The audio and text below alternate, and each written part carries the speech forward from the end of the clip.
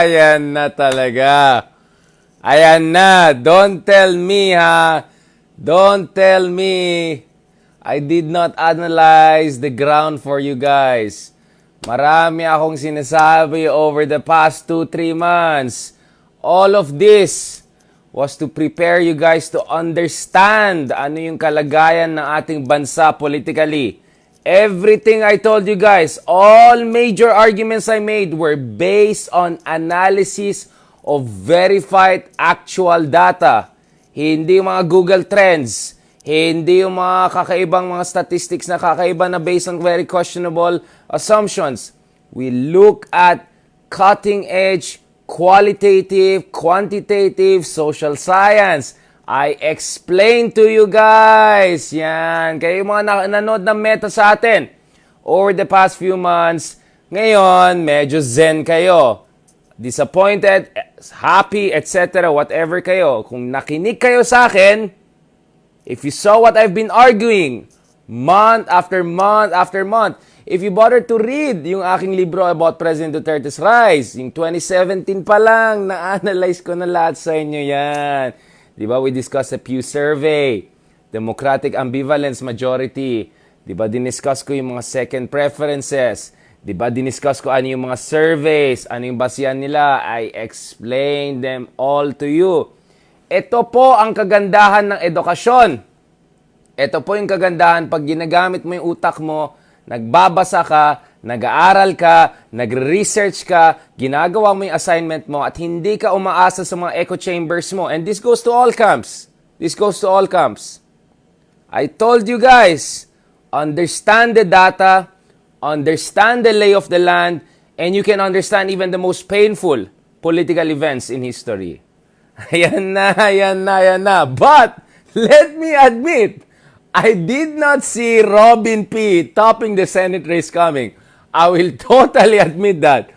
The rest of the race, come on guys, kung nanood kayo sa meta ko lang, never mind yung mga interviews ko with Cristiano Manpur, mga interviews ko with all people, all the leading journalists. If you have read my articles, right and left, mga 2,000 articles ang sinulat natin, siguro kalahati nun, just about Philippines, Duterte, Marcos, and all of this. You would know na I am totally unsurprised. I'm totally unsurprised. Like, you could see how zen I was. Now, it doesn't mean I'm necessarily happy with the situation, but my point is when you understand a situation, you can emotionally stabilize yourself no matter what's the result. If you win big, you don't get overly enthusiastic and mayabang. If you don't win, you don't get overly panicky and depressed. Kaya po ginawa natin yan. But I did not see Robin P. coming.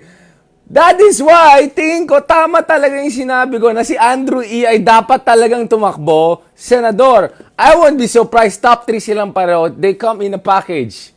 I really admit, di ko talaga nakita yung Robin P. As in, yung pumasok ang 3% ng transmission, medyo naghang. Nasa TV5 pa ako nun eh. Medyo para may delay. I know GMA, medyo, I don't know kung nag-advance. Pero yung PPCRV, wala pa. Dun sa, kasama ko sila Ted File na si Lucci. 3%. Robin P? I was like, interesting. Like, top 5, yeah. But number 1? And then nung 43% na, I was like, oh, Robin P? Still number 1. Wow! Pasok! Andrew E. Inday Sara. Alam mo yung isang gabi, yung after meeting Davance, nag-attend ako ng parehong meeting Davance. Huwag kayong magalit sa akin. I attended that because I wanted to understand the two leading camps, di ba? Talagang, nung after meeting Davance, walang ya, wag ko po uminom dyan sa Makati. Yung mga bata, kinakanta nila Andrew E. Inday Sara. Wala, talaga sabi ko, wala na. Andrew E na to. 2025. Sino gusto mag-campaign manager kay Andrew E? Yan, para magsama naman si Robin P. and Andrew E. Yan. Naku po, maganda magiging committee chairmanships ni Robin Padilla dyan. Kung top ka ng race, naku po, who knows? Baka pwede pang tumakbong presidente yan mamaya. Ayan tayo guys. I will admit, that's the one thing I didn't see coming. And then, katulad ng sinabi ko, Riza Hontiveros is the only really progressive candidate who has the best chance in Magic 12. Boom! Boom! Riza made it! Riza made it based sa mga data nakikita natin. So, boom! Okay, so tama tayo doon. Yung kay Chel, in fairness kay Chel Jokno, he did top 15. Higher siya than Gadon. Higher siya than, ex-attorney ba? Ano ba yung designation? Higher siya than Harry Roque. Alright, top 15. Remember, Riza Hontiveros ran for Senate 3 times. 3 beses siya tumakbo hanggang nanalo siya. At ngayon, successful re-electionist sa isa sa pinakamahirap na eleksyon para sa isang opposition at lalong-lalo na yung totoong progressive candidate. Wow, yung ginawa ni Riza Hontiveros. Okay, that was interesting. Nasaan itong picture ni Robin Padilla at Andrew? Ba't di lumalabas? Yung pulis silang dalawa. Ito yun pare, hanggang sa huli. Yan, pare, hanggang sa huli. Robin P, Andrew E, yan. Sancho and parang may pagka-Cervantes tong hanggang sa huli. Ayan na. Ayan na. Andrew E, sa, Inday, sa, bagong, ayan, guys. 2025. 2025. Yan na, makikita natin sa ating very high level. Very, very high level Senate. Alright? Okay. Okay. Guys, respect my opinion. Okay? Guys, respect my opinion. Alright? Of our very high level Senate. Okay? Huwag kayong mag-react dyan. Okay? Okay? Yan na. Sinasabi ko sa iyo. You see, when you are educated about the situation, when you know the lay of the land, no matter what happens, you can keep zen, you can keep good humor. You don't trivialize the situation. This is a very serious situation for all of us, sa ating bansa, para sa demokrasya natin. Whichever side you are, we are in a critical moment in our history. Right? Pero kung edukado ka, nag-aral ka ng I don't mean edukado in the sense na nag-aral ka ng magandang eskwela. In the sense na pinag-aralan mo isang bagay, you will be fine. You see, there are two kinds of coaches in this world. Let's use sports analogy. Coaches who lose and blame everyone else. The players, the pitch, the ball, the stadium, the weather. And then there are coaches who lose, who go back to the drawing board, learn their lessons, do a proper post-mortem analysis, come back even stronger.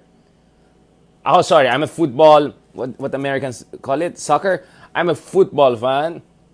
So yung mga Guardiola, lahat ng mga yan, mga magagaling na coaches, yung Alex Ferguson, I can go on and on, Zinedine Zidane, Ancelotti, all of that. Pinag-aralan ko yung buhay nila. And nakita ko, not all of them were successful 100%. Some of them had very bad losses, and yet, you see, the issue there is how do you learn from setbacks? How do you make a setback a way for even a stronger comeback? Yan pong sikreto sa success. Kaya sinasabi ko nagkaroon ba ng tamang post-mortem analysis after 2019? Forget about 2016 elections. Because, let's be honest, base sa partial unofficial tally, 2022 is more like 2019. Not even 2016, right? Okay. Okay, don't shoot the messenger. Don't shoot the messenger. Because kagabi umayos yung iba dyan Kagabi napansin ko, when I was giving interviews sa TV5, I was giving interviews sa GMA, and lalo na yung mga Englishero dyan, when I was giving interviews sa CNN Philippines with Pia Ontiveros, nako po, daming haters.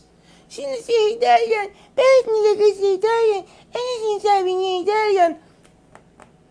Earn your place, then come talk to me. Alright? Get trolled for 6 years, get all sorts of threats, get all sorts of horrible things. Keep this cuteness, zaddiness, right? And saneness, and come to me. Alright? Okay, let's make a bet. Yabang nyo Tapos yung account nyo pa sa Twitter, hindi pa totoong account. You don't even have the... Let's be politically correct.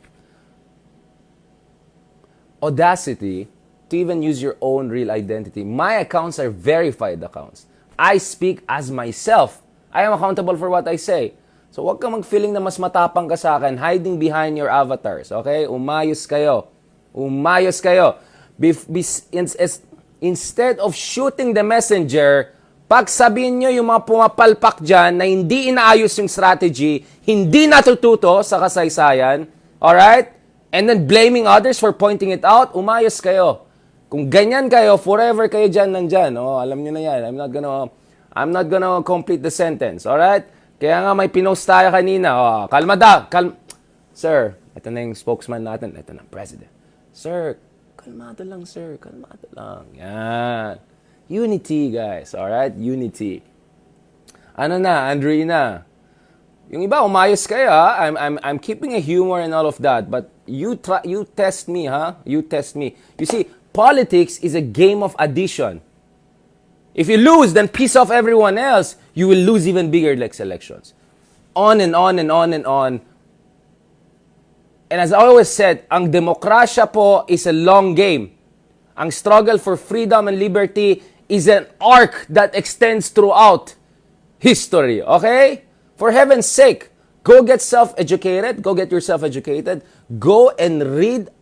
Kaysa magmata pobre, kaysa insultuin yung mga voters, kaysa i-question lahat, kaysa shooting the messengers, go and do your assignment. You don't watch my meta, it's your loss. You don't want to read our stuff, it's your loss. But please, get out of your echo chambers, get your act together. Because kung ganyan kayo forever, it's just gonna get worse for you guys.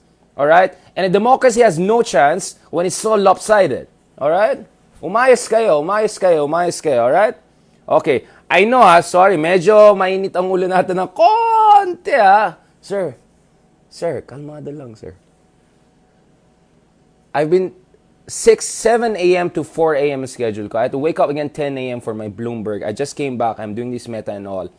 Gusto ko lang malaman nyo guys na we're here. We're still cute. Alam ko may eye bags. Alam ko medyo tsaka.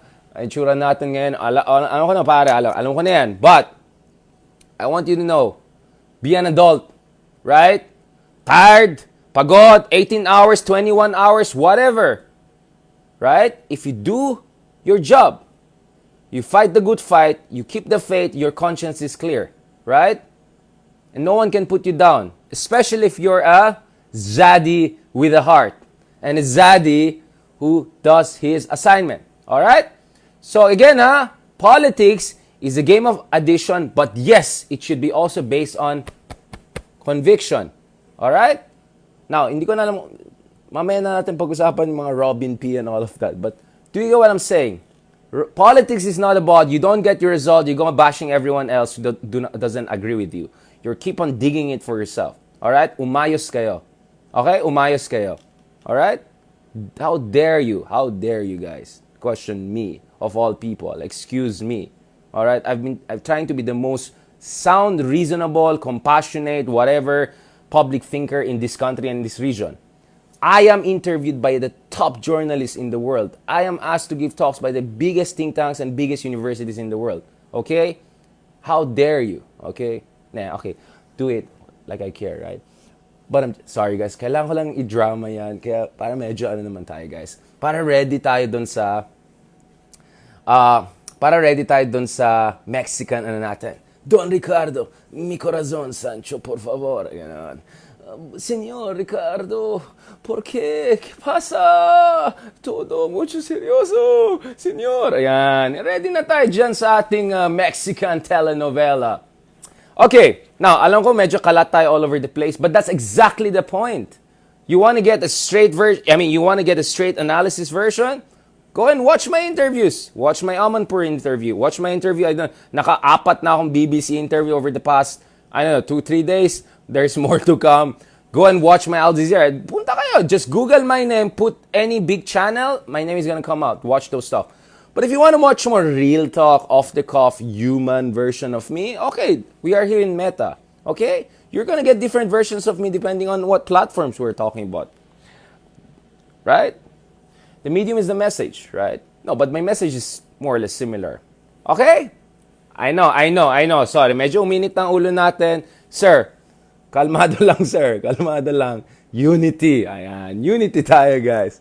Alright? Okay. So, kung mapansin niyo, yung mga nakikinig sa atin, yung mga nagbabasa sa atin, yung mga hindi judgmental sa atin, uy, bayaran yan, paid hack yan. Go and get yourself a life, man, okay? You're just like the people that you criticize. Nagmi-mirror na kayo eh. Umayos na kayo dyan. You're better than this. My goodness. Okay. Now, actually, masaya ako kagabi na, to be honest, yes, 11 p.m. wala na. Sabaw na ako. Alam niyo, unang meta ko, 7 a.m.? 7 a.m. na tayo yung meta, di ba? Walang nga. O yan, by 11 p.m. medyo sabaw na ako eh, di ba? Tapos, siyempre, hindi ako nagka-coffee masyado. Hyper na nga ako. Mag-coffee ba ako? Di wala na. Walang tulugan yan. Pero 11 p.m. medyo sabaw na ako eh. Pero sabi ko, okay, go tayo. So, hanggang 3 a.m. yung ko sa GMA naman. So, bumalik naman tayo sa ating kapuso. So, 12 to 3, doon ako sa GMA. So, we did some analysis with sila Malu, Rafi, Maki. So, that was fun. Now, I am glad because my sense was correct. My sense was that before 3 a.m., we're gonna hear some big speeches from some of the candidates. No? Of course, yung kay Bongbong Marcos, kind of a pre-victory speech. I think bandang 10:30, 11 p.m. meron na. So, nandun na ako sa CNN Philippines eh. Pero mga bandang 2:15 a.m., if I'm not mistaken, si Lenny ay nagbigay ng speech. Again, supporters are saying it's not a concession speech. Okay, fine. But I think it was the right kind of speech because while Lenny emphasized that dapat respetuhin yung gusto ng ating mga kababayan, you cannot defy people's will, right? Cast it through the votes. At the same time, dapat siguraduhin natin yung integridad ng election ay na-preserve. At kung may maling nangyari, may pananagutan, at kung sino man ang susunod na ating presidente, hindi po siya hari o reyna. Ang presidente po ay servant of the people. Nandito po tayo sa isang constitutional democracy. Kung sino man presidente, kahit gaano kalaki yung boto sa'yo, you should be accountable sa ating saligang batas. And kahit bumoto ka sa isang candidate at nanalo tong candidate na to, obligasyon mo to call them out at pananagutan sila kung may abuso nangyari sa politika. Let's be adults, let's be modern adults, alright? Not like medieval, pre-modern, na parang hari ang tingin or kinukulto na yung mga politika. Alright? Umayos na. Okay, now, that speech was important because I think it was able to tick a lot of boxes simultaneously. So on the one hand, defiant si Lenny. On the other hand, she's reassuring the people na she will respect the mandate of whoever becomes the next president, if ever it's not her, right? So, I think that was a good balance. Now, may sinabi si Lenny na mahalaga para sa akin, no? And I think it was necessary for her supporters to hear it. Yung sinabi niya, simula pa lang ito. That's interesting. So, if you look at the critics of Lenny, they're saying, ano lang yan, repackage, yellow, whatever. Okay. And unfortunately, it seems that strategy, unfortunate for them, may have worked. But, and ito yung sinasabi ko over and over again, the pink movement, which is way more than that, right? It's how many months old? Baby pa lang eh. October pa lang nagsimula yung pink movement, di ba? It's barely half a year old. It's not even a toddler. It's barely a toddler. So, tama po yung sinabi ni, kalmado lang tayo, guys. Kalmado lang tayo. You know, I just want people to know, I take nothing for granted. I take everything with all my heart. You see, when you spend time in places like North Korea, in China, Middle East, whatever, you will know what's the value of freedom, right? That's why I always valued freedom. I never take anything for granted. When you're in places when there's censorship, there's no freedom, you will value education. You value freedom of education. You value freedom of sharing information and critical thinking, right? So I value that very much close to my heart. This thing is very, very close to my heart. Okay? I've been all around the world, and I'll tell you, freedom is the last thing you want to lose. I always said, freedom is like oxygen. Malalaman mo lang na nawala yan pag wala na, right? But you take it for granted not knowing it's fundamental to your every moment of existence. And I would say, politically speaking, freedom is the closest that comes to it. Just like the role of oxygen in our existence as organic beings. Alright? So, going back again to this, ayan, wala na, nag-off-rail lang. No. I want people to see I am coming from a place of absolute sincerity. Absolute sincerity. Right? And when I'm nice to different camps, doesn't mean I'm plastic. It's because I believe Na at the end of the day, we have to work it out together. Nasa isang bangko tayo. Anong gagawin natin? Magpatayan tayo sa... lalong-lalo na sa panahon nito, my goodness, may climate change, may West Philippines, ang dami natin problema. Kailangan pa natin mag-recover dito sa mga ginagawa ni tatay. Ayan na, magpahinga na si tatay. Alam mo, nag-sink in kahapon talaga yung bumoto si tatay Digong sa Davao. Tapos nag-speech siya, nag-thank you, Tapos na si tatay! Wala na! Tapos na! Okay! Alright! Okay! Alright! Woo! Wow! That was a long ride, man. 6 years of analyzing tatay. Naalala niyo guys yung ina-analyze ko yung speech ni tatay kay Marcos. Ano ulit? Hindi ko maintindihan. Yung first part, negation. Second part, ambivalent. Third part, affirmation. Good luck na lang mag-discourse analysis kay Tatay Digong. Kaya, in fairness naman, I don't want to use the word president-elect pa kasi baka until official na yung tally na yan, I'm not gonna use the word. But prospective next president, let me just use that term. At least naman, di ba? Medyo di ba? Sir, kalmado lang. Unity. Okay. Okay? Alright. So yun. Okay, you have no right to question. I'm 100% sincere about it. Where do you think I get the energy to be on interviews and writings from 7 a.m. to 4 a.m.? That comes from a place of love. Alright? That comes from a place of love. This is what I love, right? Edukasyon po. To raise... I just don't like it when people are like bitter losers and you know they could do better than that. Nakakadismaya to see people doing that. It's just sad. Especially if these people are claiming they're fighting for the right cause, they're fighting for freedom, for pluralism, and then ganyan. Nakakadismaya po. Nakakadismaya talaga. Right? Now, we're going to stay as a democracy no matter what because at the end of the day, there's still going to be elections. And I doubt we're going to have a dictatorship because in a dictatorship, you only need one person to be in top. In this case, Sara Duterte is very, very powerful, very, very popular. So even if someone else wanted to be a dictator, I'm not sure Sara will allow it, right? Dictator is... Yeah, you can talk about conjugal dictatorship, what happened to us, but this is a very different issue, right? As long as Sara Duterte is there, napakalakas ni Sara Duterte, I don't think we should too much worry about a repeat of another Marcosian whatever. So I'm not I won't use the word cautiously optimistic, but I'm considering the possibility, if not the probability, that our next incoming president will not necessarily be a repeat of history. All right? As Thomas... sorry. Eto na. Wala na. Sabaw na ako.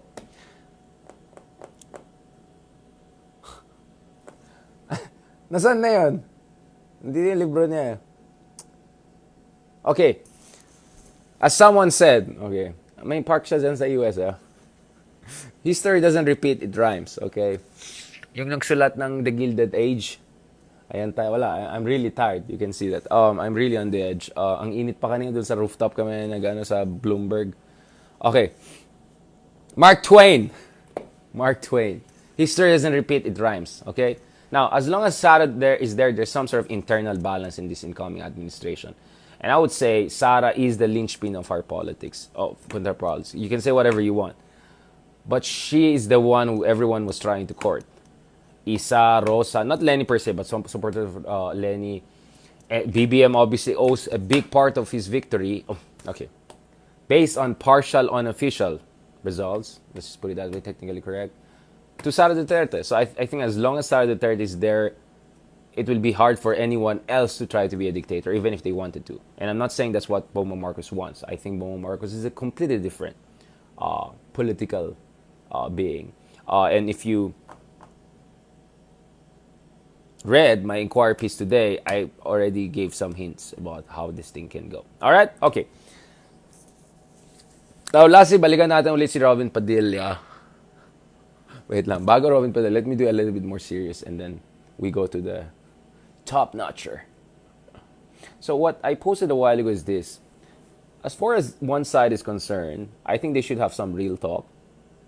They should stop going around, lashing around. Be adults.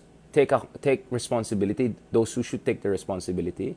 Because as I always said, those volunteers, all of those people, they deserve better. They deserve better organization, better strategy, better timing, so on and so forth. So I wrote on my Twitter and I posted it there. Time for a big reboot.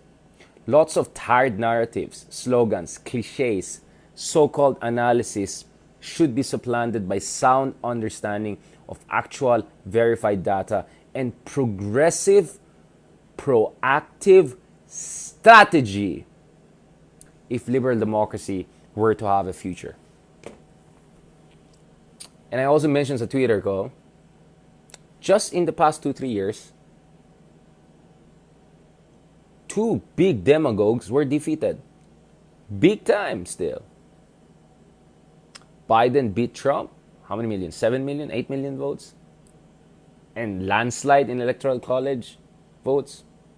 And Macron beat Le Pen not once but twice. And still, yes, it narrowed, but it's still like 60-40. So, it can be done. It can be done as far as saving liberal democracy is concerned if good strategy, realistic understanding of the lay of the land. And ito yung sinabi ko sa CNN Philippines kagabi. And ulitin ko, this is from someone who knows what she's saying because she had a bitter experience in 2016. Hillary Clinton. She said in an interview with Farid Zakaria, you meet the voters where they are. You don't force the voters to your side. You don't impose your views on them. This is my ad-lib. But what she's trying to explain is that you have to accept the political landscape as it is, and then from there you work it towards a good direction. You don't win in politics by denying facts on the ground. The moment you do that, you don't belong. You don't belong. You don't belong in this game. Right? You're wasting the time of everyone, resources of everyone, volunteers and all of that. Okay? Those volunteers, those people deserve better. Okay? Now, I think Lenny made it clear. Sabi niya, simula pa lang ito. The pink movement is just 6 months old, barely a toddler. And I think if Lenny does the right thing, as I've been mentioning, she can create a strong movement, a movement that can check the worst instinct of any administration, at the same time, a movement that can lay down the foundation for political success 3 years, 6 years, more down the road, right? Now, if you want to understand where I'm coming from, check the story of Stacey Abrams from Georgia, who's very much responsible for the success of Democrats doon sa Georgia. Democrats haven't been winning the Senate race in Georgia or the presidential race in Georgia for quite some time, right? But that was possible because Stacey Abrams 10 years ago laid down the foundation for a Democratic return against the Republicans. It was a 10-year work. Not a 1-year work, not an 11th hour work, but a 10-year work. So you need long-term planning, organization. The struggle for democracy is a long game. You have to play the long game. Okay? That's how to do it. Marcoses prepared for this, worked for this since 1991 when they returned from exile in Hawaii. Since 1991, tinatrabaho ng mga Marcoses niyan. Alright? Not only the last 6 years, but since 1991, they have been working their way back. You don't beat that by just getting yourself going in the last 2 months, 3 months, or maximum 6 months. As I said, speaking of grand rallies and all, why March? Why April? Why not February? Why not January? Why not October? Why not November? Why not December when there was time still to convince a lot of people to your side? Hamunin mo si Marcos ng debate, April, last 2-3 weeks of, why not January? Why not October? Why not November? You go in a publicity stunt, publicity front, offensive, you get celebrities, April, March, other celebrities were endorsing what? Last 2 days of elections? You think by that time you can convince anyone? No. It's just whatever. And what I don't understand is why all those years when Lenny was getting punched right and left by all of this fakeness and disinformation, she was keeping herself away from media and everyone else, including the people who wanted to get her side to help her. But no, wala, cordon sanitaire, whatever. Okay, the list goes on. I already said this in Friday. I'm not saying this because of the result today. I told you this last week pa lang. But I told you in a subtle way because, I don't want to be accused of being nega or whatever, okay? But I'm consistent. I've been saying this for quite some time. And for anyone who bothered to follow me, to read, to understand, to get out of their chambers, echo chambers, boom, gets na saan ako galing. That is why, kahit pagod ako na all of that, I'm zen. I'm zen. I did my part. I kept my faith. I educated people in the best way I could. I didn't say, I will educate you. I educated people through sharing the information I have as an equal. Paras lang tayo dito. I'm not better than you. It just happened that I have a meta, and it just happens that I'm a Zari. Hindi ko nakasalanan na pinanak akong Zari. Alright? I just woke up like this. Ay, siya, ganda na. Woke up like this. Kaya lang ako gumising. Hindi ko nakasalanan yan, guys. Okay? But, we're equals. Okay? We're fundamentally equals. I treat you guys as my fellows. You're my brother and sister. Whoever you voted, guys. Whoever you voted. Excuse me? Excuse me? Sino yan? Faith? Ayan. Anong pinagsasayo mo dyan?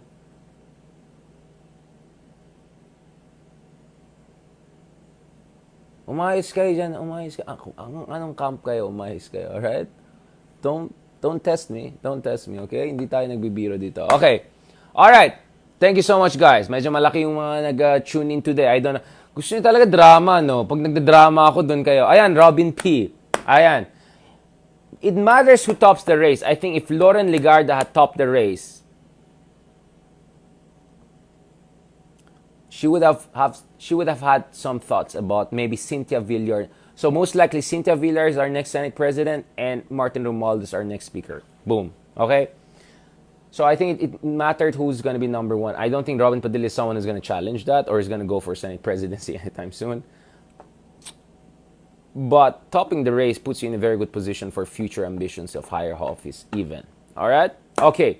So mga kazadi, I have a set of... Guess what? I still have more interviews to do. Everyone is asking me around the world, another Marcos won in the Philippines. Why? And I say, surprise, surprise, surprise, surprise. Okay? Maraming salamat. Thank you for those people who understand me. Thank you for those people who still watch me even they don't understand me. And thank you to these people that maybe one day you will understand me. To the rest, we don't need you. Babush. Okay? Zilch. Nada. No need. Okay? Gnome. Alright? Bahala kayo sa buhay nyo. You want to be in your echo chambers? Go! Enjoy your alternative universe. You want to have your own version of Talana Gold? Go ahead. You want to have your own version of The Big Lie? Go ahead. Bahala kayo sa buhay nyo. Alright? But speaking of adults, speaking of people who care for the country, speaking of people who want a future for liberal democracy, do your job, please. Spread the word. Spread the message.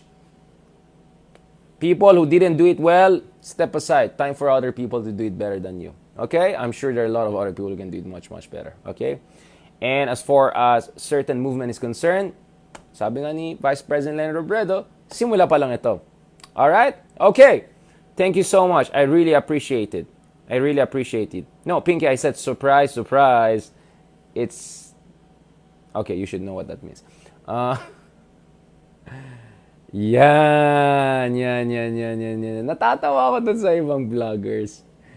Pinapost sila yung mga picture ko kagabi na parang malungkot na Te! 7 a.m. pa ako nagtatrabaho. In-interview ako ng BBC, Al Jazeera, all big channels around the world. You try working for once. I don't know if they bother to even interview with those big people. But if you get interviewed 7 a.m. to 3 a.m., then tell me how you're going to look, okay, on TV. And by the way, I look still good. I'm still Zari. All right? I saw my pictures last night and all. I'm good. I'm still Zari. I'm still Zari, okay? Zari. Okay? Fuego. Keep the fuego going. All right? Mi amigos, mi amigas, muchas gracias. Hasta pronto. Hasta mañana. Or who knows? Maybe Meta 2, huh? Maybe Meta 2. Okay? My eyes on you. My eyes on you. Okay? Okay? Alright. Alright. Have a good day. See, guys? Don't panic. Don't get depressed, whatever. You didn't get your result. And if you got your result, huwag kayong masyadong mayabang. Okay? Chill lang tayo. Demokrasya to. Hindi to kaharian, whatever. Okay? Chill. Chill. Sir, kalma lang tayo dyan, sir. Unity. Alright. Follow na natin si Andre. I wanted to play Andre now, but I said, yung mga trolls ka na naman from all sides will use it and say, Richard is trivializing, so I'm not gonna use Andre today. So mamaya ka na pasok, Andre. Pasensya na, ha?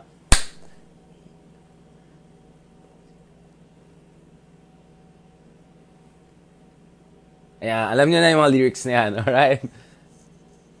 Yan, okay. See?